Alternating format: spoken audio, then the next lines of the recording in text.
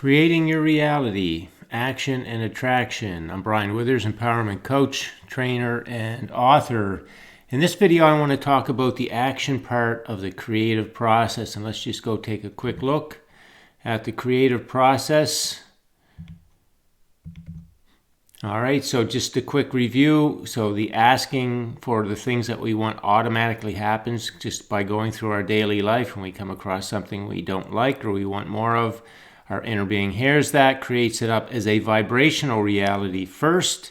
And then as we go through our day with good feeling thought energy on all matters, that's our broadcast to the law of attraction. The law of attraction then connects us with the details of the path that lead us to receiving the thing that we want, which happens in this final part is the receiving. And that's all about inspired action. That's where the action part happens. And let's go and look at that in a little more detail. So we tend to grow up with the idea that we have to make things happen. And we have to apply ourselves, use forced action, make things happen, figure them out, go after them, all that kind of stuff, not realizing that we have an inner being and law of attraction, all these elements that have done all kinds of things for us, as I just showed in the creative process.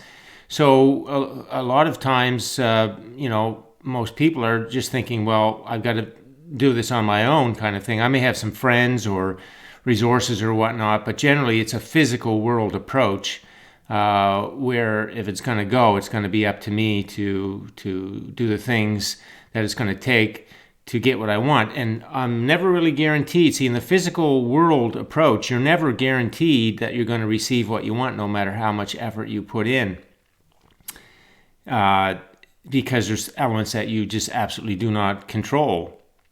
But if you take a vibrational approach, your inner being is orchestrating everything. It has access to everything. It orchestrates all the details. So it is a guaranteed thing if you will provide that steady stream of good feeling thought energy. So we want to feel good around the clock. That is what basically tells the law of attraction, I'm ready to receive the details. So it brings them in, and we have inspired action, good ideas, right time, right place. The pieces all fit together for us. We're going to do a lot of different things, and that's the nature of being a human being. Part of that is the physical action that we take, but it's all done in a very pleasant and easy-flowing and joyous way. It's not the strain and struggle and stress that traditional life shows us. So we are receiving all of these details. We are receiving the urge to act. It comes to us. And we want to do those actions, and they feel good to us, and they feel easy to us.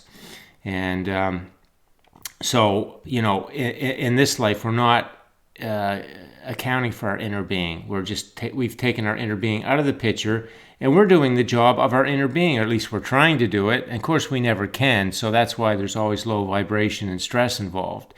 But when we live our high vibration life, then we know that's all taken care of. We're not spending our time doing that. We're spending our time following the inspired action and the ideas that come to us and the synchronicities that come to us. We're following all of that, and that's leading us right along to what we want.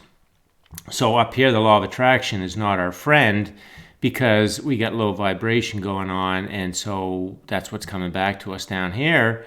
The law of attraction is very much our friend because it's connecting us with all those lovely details that move us along to what we want.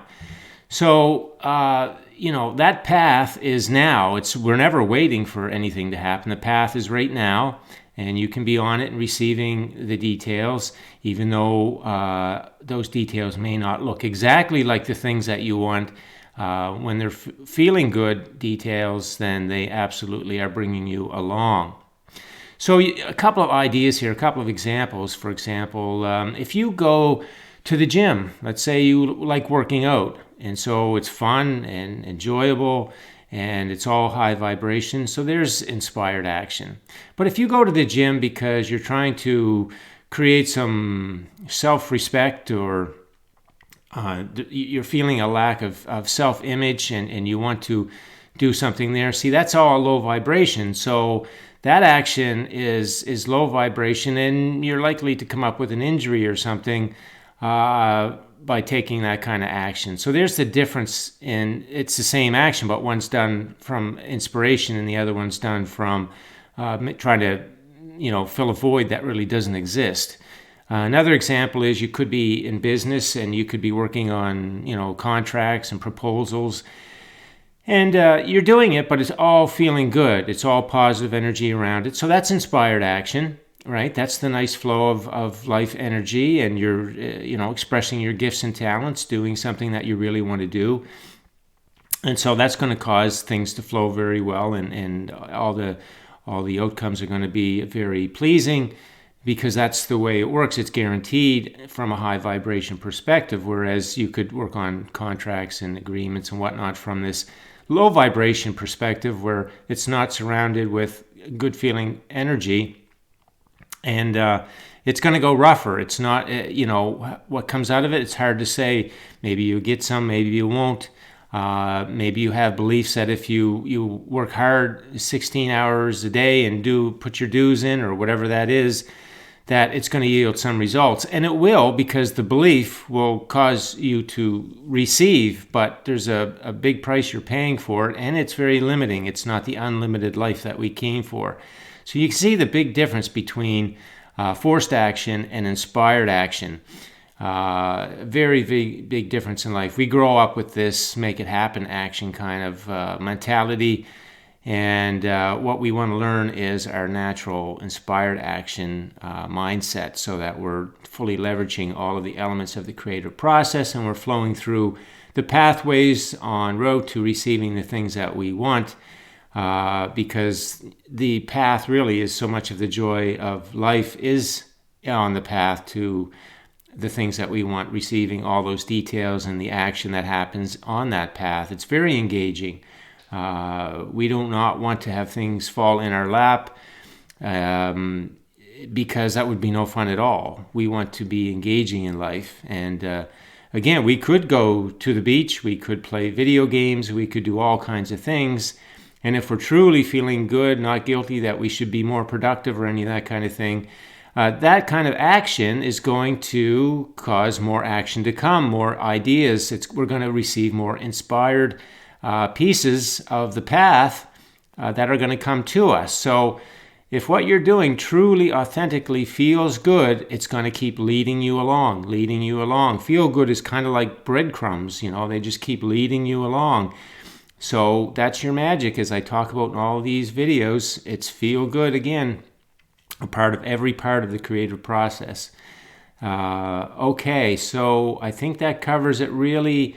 The difference between traditional make it happen action and inspired action is very different. So if you have any questions on any of this, please leave them on the post, and I want to make sure everybody's clear on this piece of it. And thanks for listening in, and have yourself a great day.